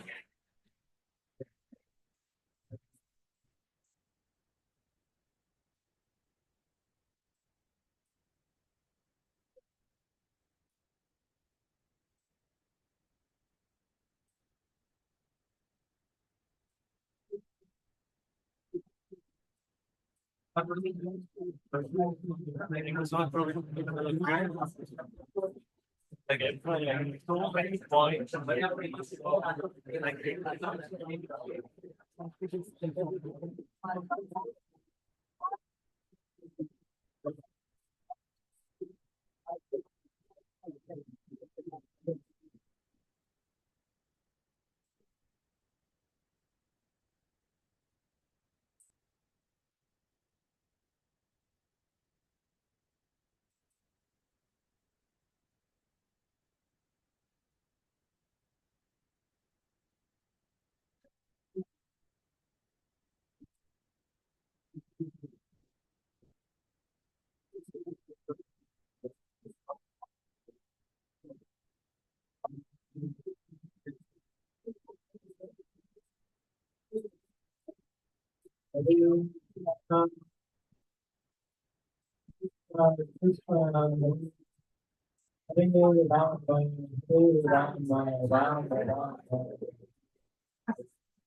Hare Krishna, everyone.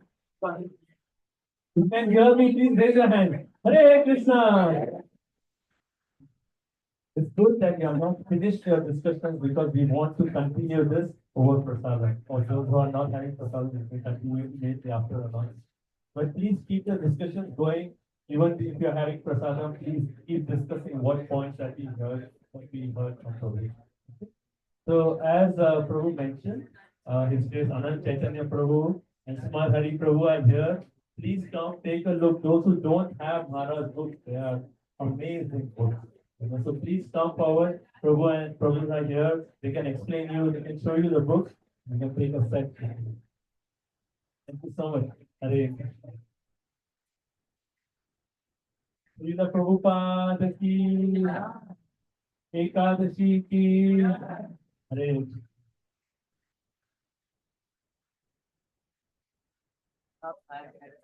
Sure. And so it was beginning you were doing a course on preparing answers subsequently. He was, and in that course he was saying about understanding Shastra from many different senses. I was talking about dealing with what does that look like? For example, you are reading Bhakti Rasamrita Sindhu. There are three commentaries on it. One is by Sri Jiva Goswami, one is by Sri Mukunda Goswami, one is by Sri Vishwanath Chakravarti Thakur. So you are understanding the same text from how many angles? Many angles. When you read Srimad Bhagavatam, there are more than 20 commentaries on every verse. So you can understand the same verse from how many angles? 20. That is what Prabhupada is referring.